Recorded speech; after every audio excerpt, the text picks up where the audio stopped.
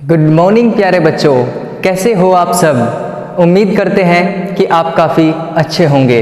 प्यारे बच्चों, 10th class NCERT science को हम पढ़ रहे हैं और स्पेशली हमने स्टार्टिंग कर रखी है अपने फिजिक्स सब्जेक्ट से। प्यारे बच्चों, अभी तक आपका जो पहला लेक्चर है फिजिक्स का, प्रकाश का परावर्तन और अपवर्तन, उसके 5 लेक्चर कंप्लीट हो चुके हैं और बड़े अच्छे तरीके से उन लेक्चर्स को, उन वीडियोज़ को आपने अपनी कॉपी में लिख लिया है अच्छे तरीके से समझकर। आज हम आपके बीच उपस्थित हुए हैं 6th लेक्चर में और इस लेक्चर में हम कुछ थोड़ा थ्योरेटिकल पार्ट पढ़ेंगे। एग्ज़ाम की दृष्टि से इतना इम्पोर्टेंट तो नहीं है, लेकिन आपको इसकी जानकारी होनी चाहिए। तो चलिए बिना टाइम गवाए स्टार्ट करते हैं। आज का हमारा पहला टॉपिक है संयुग्मी फोकस अथवा संयुग्मी बिंदु। देखो, ये जो संयुग्मी शब्द है ना, आपको अलग अलग सब्जेक्ट में अलग अलग जगह कई जगह मिलेगा। इसका मतलब समझो थोड़ा ध्यान से, क्या होता है ये। देखो, हमारे पास एक दर्पण है, ठीक है ना। सपोज करो हमारे पास एक अवतल दर्पण है और अवतल दर्पण को हम M1 M2 मान सकते हैं। ये इसकी मुख्य अक्ष है, ये दर्पण का जो मध्य बिंदु है, ये इसका मुख्य ध्रुव P है, ये फोकस F, ये वक्रता केंद्र C है, ठीक है ना। और यहाँ पे हमने कोई वस्तु OO' फिक्स कर दी। मुख्य अक्ष के समांतर एक प्रकाश किरण भेज दो और रूल क्या होता है कि वो फोकस से होके जाएगी। प्रकाश की एक किरण C से भेज दो, C क्या होता है, वक्रता केंद्र। ये दोनों किरणें यहाँ काटेंगी तो यहाँ पे क्या बनेगा, प्रतिबिंब बनेगा, जिसको हम क्या नाम दे सकते हैं, I'। तो आपको समझना ये है, हमने वस्तु O पॉइंट पे रखी थी ना और प्रतिबिंब कहाँ पे बना है, I पॉइंट पे। तो जो O और I पॉइंट है, O और I पॉइंट एक दूसरे के संयुग्मी बिंदु है। इन संयुग्मी बिंदुओं को ही हम संयुग्मी फोकस भी बोलते हैं। अब देखो, इसकी हम थ्योरी पढ़ते हैं कि इसमें क्या लिखा है। उन दो बिंदुओं को संयुग्मी फोकस कहते हैं।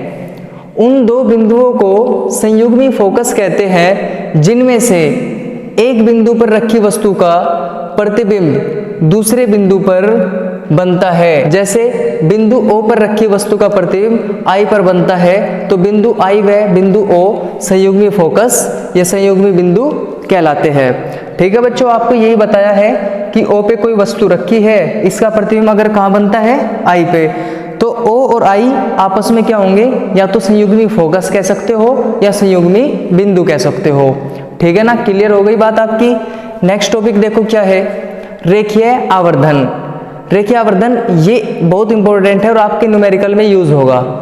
प्रतिबिंब की लंबाई तथा वस्तु की लंबाई के अनुपात को, दोबारा सुनो ध्यान से, प्रतिबिंब की लंबाई तथा वस्तु की लंबाई के अनुपात को रेखीय आवर्धन कहते हैं, जबकि लंबाइयां मुख्य अक्ष के लंबवत नापी गई हो। देखो, वस्तु की लंबाई तो ये है, इसको हम क्या बोलते हैं, वस्तु की लंबाई को बोलते हैं हम h, और ये क्या है, I'। ये जो I' है, ये है प्रतिबिंब की लंबाई, इसको हम बोलते हैं h'। तो प्रतिबिंब की लंबाई और वस्तु की लंबाई का जो अनुपात होता है, उस अनुपात को बोलते हैं हम रेखीय आवर्धन। इंग्लिश में रेखीय आवर्धन को बोलते हैं लीनियर मैग्निफिकेशन, और स्मॉल m से इसको प्रदर्शित करते हैं। जैसे कि small m is equal to h'/h। इस फॉर्मूले को आप ध्यान रखना। h' किसकी लंबाई है, प्रतिबिंब की, और h किसकी लंबाई है, वस्तु की। और इसको हम ऐसा भी लिख सकते हैं, देखो प्रतिबिंब की दूरी क्या होती है, P और I, ये होती है ना, PI को लिख सकते हैं -v, PI को क्या लिख सकते हैं, -v। और वस्तु की क्या होती है दूरी, PO, PO को लिख सकते हैं -u।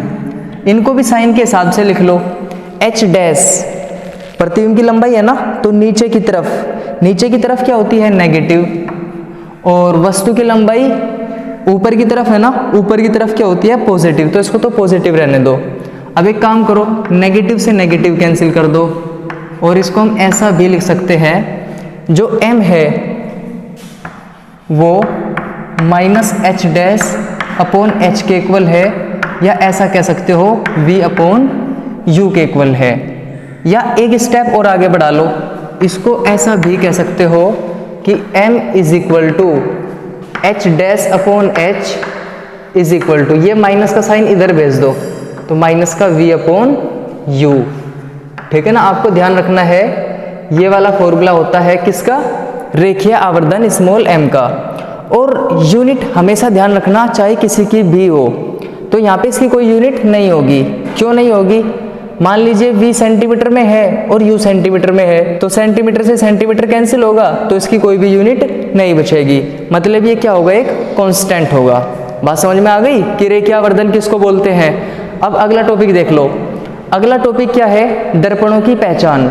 देखो जो हमने दर्पण पढ़े हैं, हमने 3 टाइप के दर्पण पढ़े हैं, समतल दर्पण, उत्तल दर्पण और अवतल दर्पण। तो यहाँ पे हम उनकी पहचान करके बता सकते हैं कि ये दर्पण समतल है, उत्तल है या अवतल है। उसके 2 तरीके हैं, या तो आप स्पर्श करके बता सकते हो, उनको छूकर बता सकते हो, महसूस करके बता सकते हो, और दूसरा तरीका है उनके प्रतिबिंब की पहचान करके बता सकते हो।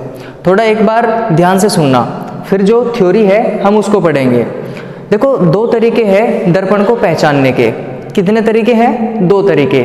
सबसे पहला तरीका है स्पर्श करके। मान लीजिए हमारे पास 3 तरह के दर्पण है, समतल दर्पण, अवतल दर्पण और उत्तल दर्पण, और हमें पहचान करके बताना है, हमें स्पर्श करके बताना है कि कौन से दर्पण कौन से प्रकार का है। सबसे पहली बात देखो, जो दर्पण है उसके ऊपर एक लकड़ी का कोई भी पैमाना रख दो, ठीक है ना, कोई भी टुकड़ा रख दो लकड़ी का। अगर वो लकड़ी का पैमाना उस दर्पण को सभी जगह स्पर्श करे, ठीक है ना, ऐसे करके सभी जगह स्पर्श करे, तो वो दर्पण क्या होगा, समतल दर्पण होगा। ठीक है ना, ध्यान से सुनना। और सबसे बड़ा एग्जाम्पल क्या है समतल दर्पण का, जो हमारे घर में शीशा होता है, जो हमारे घर में दर्पण होता है, वो सबसे बड़ा एग्जाम्पल है। ठीक है ना, वो हमारे घर में क्या है, समतल दर्पण होता है। ठीक है ना, आप उसके ऊपर कोई भी लकड़ी का कोई भी गुटका या पैमाना रख के देखना, वो सभी जगह से इसको स्पर्श करेगा, छुएगा उसको सभी जगह से, तो वो क्या हुआ हमारा समतल दर्पण। दूसरी बात हम करते हैं अवतल दर्पण की। अवतल दर्पण कुछ इस तरीके से होगा, ठीक है ना, उसमें बीच में कुछ गैप होगा, और जब हम इस पे लकड़ी का कोई पैमाना रखेंगे ऐसे करके, तो वो उसके किनारे किनारे को स्पर्श करेगा। अगर कोई लकड़ी का पैमाना किनारे किनारे को स्पर्श करता है, मतलब क्या हुआ कि बीच के भाग को स्पर्श नहीं करता, तो वो दर्पण हमारा क्या होगा, अवतल दर्पण। और जस्ट अपोजिट इसका हमारा उत्तल दर्पण होगा। कैसे, वो थोड़ा सा बीच में से ऐसे उभरा हुआ रहेगा, ऐसे उभरा हुआ रहेगा, ठीक है ना। और फिर हम इस उभरे हुई सतह पर जब कोई पैमाना रखेंगे, लकड़ी का पैमाना, तो वो उस बीच के भाग को ही स्पर्श करेगा, जो उसके किनारे हैं उनको स्पर्श नहीं करेगा। अगर बीच के भाग को स्पर्श करता है और किनारों को स्पर्श नहीं करता, तब हम उसको बोलते हैं कि ये क्या है, हमारा उत्तल दर्पण है। बात समझ में आ गई। तो एक तरीका तो है स्पर्श करके बताने का, हम उनमें पहचान कर सकते हैं अच्छे तरीके से कि कौन सा दर्पण समतल दर्पण है, कौन सा अवतल दर्पण है और कौन सा उत्तल दर्पण है। दूसरा तरीका है उसके प्रतिबिंब की पहचान करके हम प्रतिबिंब से बता सकते हैं कि दर्पण कैसा है। तो शुरुआत करते हैं हम समतल दर्पण से। आप समतल दर्पण में दर्पण से दूर कितनी भी दूर कोई वस्तु रख लेना, जितनी वस्तु की ऊंचाई है उतनी ही प्रतिबिंब की ऊंचाई बनेगी। मतलब किसी भी वस्तु का जो प्रतिबिंब है हर एक स्थिति में समान बनेगा, ठीक है ना। अगर हर स्थिति में समान बनता है तो वो दर्पण क्या होगा, समतल दर्पण। दूसरी बात, अगर हम वस्तु को दर्पण के नजदीक रखेंगे तो प्रतिबिंब क्या बनेगा, सीधा बनेगा, वस्तु से बड़ा बनेगा। और अगर हम वस्तु को दर्पण से दूर रखते हैं तो प्रतिबिंब उल्टा बनेगा और वस्तु से छोटा बनेगा, तो दर्पण क्या होगा, हमारा अवतल दर्पण होगा। और तीसरी बात अगर हम उत्तल दर्पण की करें, उत्तल दर्पण में वस्तु की कोई भी स्थिति हो चाहे, ठीक है ना, वस्तु को चाहे दर्पण के नजदीक रख लो चाहे दर्पण से दूर रख लो, हर एक स्थिति में जो प्रतिबिंब होगा वो सीधा बनेगा और वस्तु से छोटा बनेगा। बात समझ में आ रही है ना। तो ये थे हमारे 2 तरीके, स्पर्श करके भी बता सकते हैं हम, और हम प्रतिबिंब की पहचान करके भी बता सकते हैं। चलो अब इसकी थ्योरी समझ लेते हैं कि इसकी थ्योरी में क्या लिखा है। देखो, दर्पणों की पहचान। दर्पण की पहचान करने के निम्नलिखित 2 प्रकार है। नंबर 1 क्या है, स्पर्श करके। देखो इसमें क्या लिखा है, इस विधि से छोटी वक्रता त्रिज्या वाले दर्पण पहचाने जाते हैं। ध्यान देना, वक्रता त्रिज्या को हम किससे प्रदर्शित करते हैं, कैपिटल R से, और कैपिटल R 2F के इक्वल होती है, ठीक है ना, ये आपको डेरिवेशन कराया था। R इक्वल टू कितना होता है 2f। f मतलब क्या, फोकस दूरी। फोकस दूरी में 2 से गुणा करोगे तब हमें क्या मिलेगी, वक्रता त्रिज्या। तो क्या लिखा है एक बार फिर देखो, इस विधि से छोटी वक्रता त्रिज्या वाले दर्पण पहचाने जाते हैं। इसके लिए लकड़ी का एक पैमाना दर्पण के ऊपर रखते हैं। यदि पैमाना दर्पण को सभी जगह स्पर्श करे तो दर्पण समतल है।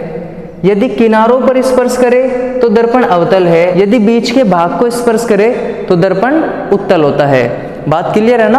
अब देखो दूसरा तरीका है हमारा प्रतिबिंब देखकर। यदि किसी वस्तु को दर्पण के सामने विभिन्न दूरियों पर रखने से, दर्पण के सामने, ठीक है ना, दर्पण के सामने विभिन्न दूरियों पर रखने से प्रतिबिंब सदैव वस्तु के बराबर ही बने।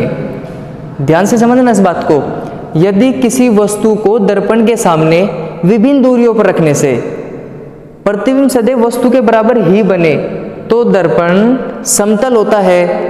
यदि वस्तु को दर्पण के समीप रखने पर प्रतिबिंब सीधा व वस्तु से बड़ा बने तथा दूर रखने पर वस्तु से छोटा तथा उल्टा बने तो दर्पण अवतल होता है। देखो जो अवतल दर्पण है ना, उसकी 6 कंडीशन आपको बताई थी। 6 की 6 कंडीशन आप अच्छे से याद कर लेना। छठी कंडीशन थी, हमने वस्तु को दर्पण के नज़दीक रखा था। नज़दीक मतलब फोकस और ध्रुव के बीच में, तो वस्तु से वहाँ पे बड़ा प्रतिबिंब बना था और सीधा बना था। और जब हम दूर रख रहे थे वस्तु को तो प्रतिबिंब छोटा बना था, उल्टा बना था, ठीक है ना। तो वही बात ये कहने की कोशिश कर रहा है। तो दर्पण क्या होगा, अवतल होता है। यहाँ से समझो अब, यदि प्रतिबिंब वस्तु की प्रत्येक स्थिति के लिए, यदि प्रतिबिंब वस्तु की प्रत्येक स्थिति के लिए सीधा तथा वस्तु से छोटा ही बने, सीधा भी बने और वस्तु से छोटा ही बने, तो दर्पण क्या होता है, उत्तल होता है।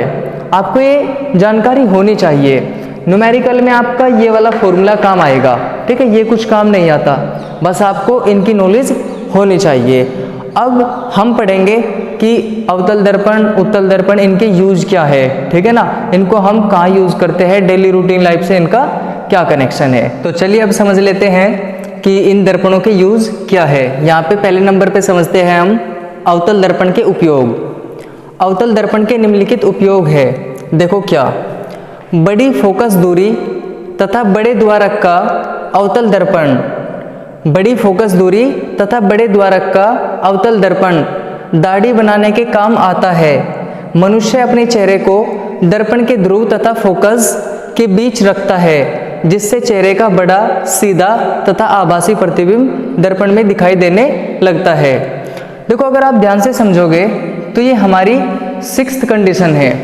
6th कंडीशन में क्या था कि हम दर्पण के सामने वस्तु को ध्रुव और फोकस के बीच में रखते थे, तो उस टाइम पे प्रतिबिंब कैसा बनता था, सीधा बनता था, आभासी बनता था और वस्तु से बड़ा बनता था। तो जो यहाँ पे पहला यूज है वो है कि जो अवतल दर्पण है वो दाढ़ी बनाने के काम आता है। और वहाँ पे क्या काम है इसका, तो अगर हम मनुष्य के चेहरे को, वैसे हमें महसूस नहीं होता कि हम ऐसा करते हैं, मनुष्य के चेहरे को हम फोकस और ध्रुव के बीच में रखते हैं। ऐसा करने से क्या होता है कि चेहरे का आभासी बड़ा प्रतिबिंब वहाँ पे दिखाई देने लगता है। क्लियर है ना। तो आपको पहला पॉइंट ध्यान रखना है, पहला यूज ध्यान रखना है। दूसरे की बात करो, दूसरे में क्या है, डॉक्टर प्रकाश की किरणें छोटे अवतल दर्पण से परावर्तित करके आंख, दांत, नाक, कान, गले इत्यादि में डालते हैं। इससे ये अंग भली भांति प्रकाशित हो जाते हैं। आपने कभी महसूस किया होगा, जैसे मान लो कोई हमारे घर के बड़े बुजुर्ग होते हैं, वो कभी कभी अपनी आंख की जांच कराते हैं, नाक, कान, गले इत्यादि की जांच कराते हैं ना, हॉस्पिटल में या डॉक्टर के पास जाते हैं, तो डॉक्टर एक टॉर्च लेके देखता है, तो उस टॉर्च में जो यूज होता है वो अवतल दर्पण यूज होता है, ठीक है ना। और उसका काम क्या है कि उससे भली भांति प्रकाशित हो जाते हैं। प्रकाशित का मतलब क्या है, अच्छे तरीके से दिखने लगते हैं। और उसको यूज करने का एक ही कारण है कि जो भी वो अंग देखना चाहता है, जो स्मॉल पार्टिकल वो देखना चाहता है, वो उसको आसानी से दिख जाते हैं। तो ये हमारा दूसरा यूज था। तीसरा यूज समझो क्या है, अवतल दर्पण का उपयोग टेबल लैंपों के शेडो में किया जाता है। शेड समझते हो ना आप, उसके बाहरी तरफ बल्ब से प्रकाश किरणें दर्पण से परावर्तित होकर अभिसारी हो जाती है और मेज के थोड़े से क्षेत्र को अधिक प्रकाश पहुंचाती है। देखो दो चीज होती है, एक तो है अभिसारी और एक आपको आगे पढ़ने को मिलेगा अपसारी। देखो यहाँ पे है ये अपसारी, ठीक है ना। आपको इन दो चीज पे ध्यान देना है। अभिसारी का मतलब होता है किरणों को इकट्ठा करना और अपसारी का मतलब होता है किरणों को फैलाना। तो यहाँ पे क्या करेगा, ये अभिसारित करेगा, इकट्ठा करेगा किरणों को, और इकट्ठा करेगा तो जहाँ पे हम पढ़ रहे हैं ना, जिस जगह पे हम बुक लेके बैठे हुए हैं, वो बुक हमें अच्छे तरीके से दिखाई दे सकती है। अब हम पढ़ते हैं उत्तल दर्पणों के उपयोग। उत्तल दर्पण के निम्नलिखित उपयोग है, देखो ध्यान से समझना। पहला क्या है, उत्तल दर्पणों का उपयोग गली तथा बाजारों में लगे लैंपों के ऊपर किया जाता है। लैंपों का प्रकाश उत्तल दर्पण से परावर्तित होकर अपसारी हो जाता है। अपसारी का मतलब समझ गए ना, जो प्रकाश होता है वो फैल जाता है। अगर प्रकाश फैल जाएगा तो काफी चीजों को हमें दिखा सकता है, तथा यह गली व सड़क के काफी क्षेत्रफल फैल जाता है। बात क्लियर है ना। आपको दोनों चीज ध्यान रखनी है। अभिसारी का मतलब होता है किरणों को इकट्ठा करना, मतलब एक स्पेशल भाग को प्रकाशित कर देना, और अपसारी का मतलब होता है बहुत दूर तक फैल जाना, अलग अलग बिखर जाना। तो ये हमारा अपसारी और अभिसारी में अंतर है। दूसरा यूज समझो, उत्तल दर्पण मोटर कारों में ड्राइवर की सीट के पास लगा होता है, जिससे ड्राइवर पीछे से आने वाले वाहनों या वस्तुओं के छोटे तथा सीधे प्रतिबिंब देख पाता है। देखो जो दूसरा यूज है ना, इसको तो हमने महसूस भी किया होगा। जैसे मान लीजिए हम कहीं बस से जा रहे हैं या कार से कहीं हम जा रहे हैं, तो जो उसका साइड ग्लास होता है ना, वो थोड़ा सा उभरा हुआ होता है। या जो आपके स्कूल की बस है, उसके पास जो दर्पण लगा होता है इतना बड़ा, वो थोड़ा सा ऐसा उभरा हुआ होता है, ठीक है ना, इस तरीके से उभरा हुआ होगा। तो वो क्या होता है, हमारा उत्तल दर्पण होता है। और उसका यूज क्या है, जैसे मान लो ड्राइवर है और साइड ग्लास लगा हुआ है, तो पीछे से आने वाले जो वाहन है या जो भी वस्तु है या जो भी आदमी है, वो उसको एक तो छोटे दिखाई देंगे और एक सीधे दिखाई देंगे, जिसके कारण उसको काफी सुविधा होगी, ठीक है ना। आपने इस बात पे गौर किया होगा, इसको महसूस किया होगा, वो थोड़े से उभरे हुए होते हैं इस तरीके से, ठीक है ना। तो ये हमारे यूज थे अवतल दर्पण के और उत्तल दर्पण के। तो चलिए अगला टॉपिक समझते हैं। नेक्स्ट टॉपिक है हमारा प्रकाश का अपवर्तन। अभी तक जो भी टॉपिक हमने पढ़े हैं वो प्रकाश के परावर्तन से संबंधित पढ़े हैं। आप ये मान सकते हो कि जो प्रकाश का परावर्तन है वो आपका कंप्लीट हो चुका है। अब हम एक दूसरे बड़े टॉपिक की ओर बढ़ रहे हैं। दूसरा टॉपिक अब से स्टार्ट होता है हमारा प्रकाश का अपवर्तन। देखो जो परावर्तन है उसमें क्या था कि प्रकाश की कोई भी किरण आई, टकरा के उसी मीडियम में वापस चली गई। लेकिन जो अपवर्तन है ना, उसमें एक मीडियम से आएगी, टकरा के किसी दूसरे मीडियम में चली जाएगी। अब इन चीज़ों के बारे में हम फुल स्टडी करने वाले हैं, ठीक है ना। चलिए स्टार्ट करते हैं। देखो क्या लिखा है यहाँ पे, प्रकाश का अपवर्तन। प्रकाश किरण के एक माध्यम से दूसरे माध्यम में जाने पर अपने मार्ग से विचलित होने को प्रकाश का अपवर्तन कहते हैं, ठीक है ना। मान लीजिए हमारे पास कोई प्रकाश की किरण है और वो एक माध्यम से दूसरे माध्यम में गई और जाने के बाद क्या हो गई, विचलित हो गई। जैसे मान लो प्रकाश क्या है, सीधी रेखा में चलता है और प्रकाश सीधी रेखा में जा रहा था, रास्ते में क्या आई, कोई रुकावट आई, कोई सरफेस आया और टकराने के बाद या तो वो अविलंब की ओर झुक जाएगा या विलंब से दूर हट जाएगा। अब देखो ये हमारे पास कोई सरफेस है, ठीक है ना, पारदर्शी माध्यम है। प्रकाश की कोई किरण आई, यहाँ पे टकराई, तो इसको ऐसे करके सीधा निकल जाना चाहिए था, लेकिन क्या हुआ, ये थोड़ा अविलंब की तरफ झुक गई। दूसरा डायग्राम हम ऐसे भी समझ सकते हैं, ये कोई प्रकाश की किरण है, ऐसे आई, यहाँ पे टकराई, टकराने के बाद देखो इसको तो ऐसे करके सीधा निकल जाना चाहिए था ना, लेकिन ये अपने रास्ते से विचलित हो गई, ये थोड़ा विलंब से हट गई। तो जो एक घटना है, इस घटना को ही हम क्या बोल देंगे, प्रकाश का अपवर्तन बोल देंगे। अब ये बातें आपको क्लियर होनी चाहिए कि आने वाली किरण क्या है, आपतित किरण, और जाने वाली किरण क्या है, अपवर्तित किरण, और ये क्या है, आपतन बिंदु, और ये क्या है, आपतन बिंदु पर अभिलंब। देखो यहाँ पे लिखा हुआ है, ये अभिलंब है, ये हमारी आपतित किरण है, ये हमारी अपवर्तित किरण है। आपतित किरण और अभिलंब के बीच में कोण क्या बनता है, आपतन कोण। स्मॉल आई से इसको प्रदर्शित करेंगे। और अभिलंब और अपवर्तित किरण के बीच में एंगल क्या बनेगा, स्मॉल r, इसको हम अपवर्तन कोण बोलते हैं। यहाँ पे हमारे पास दो माध्यम है, वायु और कांच। अगर वायु से कांच में जा रही है तो अभिलंब की ओर झुकेगी, और अगर कांच से वायु में जा रही है तो अभिलंब से दूर हटेगी। देखो दो चीजों के बारे में पढ़ोगे। माध्यम दो तरह के होते हैं, एक होता है विरल माध्यम और एक होता है सघन माध्यम। ठीक है ना। माध्यम कितने तरह के होते हैं, दो तरह के। नंबर एक विरल माध्यम, नंबर दो सघन माध्यम। एक ऐसा माध्यम जिसमें प्रकाश का चलना बहुत सुगम हो, बहुत आसान हो, वो तो होगा हमारा विरल माध्यम। और एक ऐसा माध्यम जिसमें चलना थोड़ा सा मुश्किल हो, उसको बोलेंगे हम सघन माध्यम। जैसे वायु में प्रकाश की किरण का चलना थोड़ा आसान है और कांच में थोड़ा मुश्किल है, तो इसलिए वायु तो हमारा विरल माध्यम है और कांच हमारा सघन माध्यम है। तो ये तो बात हुई कि प्रकाश का अपवर्तन क्या होता है। अब शुरुआत में हमने ये समझा था कि प्रकाश का परावर्तन क्या होता है। परावर्तन के बाद हमने क्या समझा था, परावर्तन के नियम। अब हम समझ रहे हैं कि अपवर्तन क्या होता है, तो अब ये समझेंगे कि अपवर्तन के नियम क्या है। तो देखो अपवर्तन के नियम, अपवर्तन के निम्नलिखित दो नियम होते हैं। नंबर एक, आपतित किरण, अपवर्तित किरण तथा अभिलंब तीनों एक ही तल में होते हैं। ध्यान दो इस बात पे। आने वाली आपतित किरण, जाने वाली अपवर्तित किरण और आपतन बिंदु ये और इस पर अभिलंब तीनों कहाँ है, एक ही तल में है। तो पहला रूल तो है ये। दूसरा रूल, आपतन कोण की ज्या यानी कि साइन तथा अपवर्तन कोण की ज्या का अनुपात एक नियतांक होता है। देखो जो ये ज्या है ना यानी कि साइन, ये आपका ट्रिग्नोमेट्री से रिलेटेड है। जो मैथ वाले बच्चे हैं उनका एक 8वां चैप्टर आएगा आपकी बुक में, त्रिकोणमिति। तो त्रिकोणमिति में पढ़ोगे आप, ये त्रिकोणमिति अनुपात है। लेकिन आप इसको ध्यान रख लेना, जो आई है और जो आर है दोनों के साथ में क्या लगा दो, साइन लगा दो। जैसे मैथ वाले बच्चे पढ़ेंगे या फिजिक्स में भी आप आगे जाके कहीं पे पढ़ोगे, sine theta, cos theta, tan theta, ठीक है ना। तो आप यहाँ पे साइन यूज करोगे, तो साइन आई और साइन आर का जो अनुपात है, जो इनका रेशियो है, वो क्या होगा, एक नियतांक होगा। आपको इस बात को ध्यान रखना है और ये इंपॉर्टेंट है। इस नियम को स्नेल का नियम भी कहते हैं, आपको ध्यान रखना है। कोई भी आपसे पूछ सकता है कि ये बताओ स्नेल का नियम क्या है, तो आपको क्या बताना है, sine I upon sine R is equal to constant. चलिए अब नेक्स्ट टॉपिक देखते हैं। नेक्स्ट टॉपिक है हमारा अपवर्तनांक एवं प्रकाश की चाल।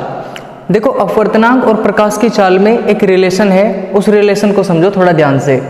जो अपवर्तनांक होता है वो प्रकाश की चालों के अनुपात के बराबर होता है। अब प्रकाश की चाल किस में, दोनों मीडियम में। पहले उस मीडियम में जिस मीडियम से प्रकाश की किरण आ रही है, और फिर उसके बाद उस मीडियम में जिसमें प्रकाश की किरण जा रही है। तो उनका जो अनुपात हो उसको हम क्या बोलते हैं, अपवर्तनांक बोलते हैं। बात क्लियर है ना। चलिए समझते हैं कैसे।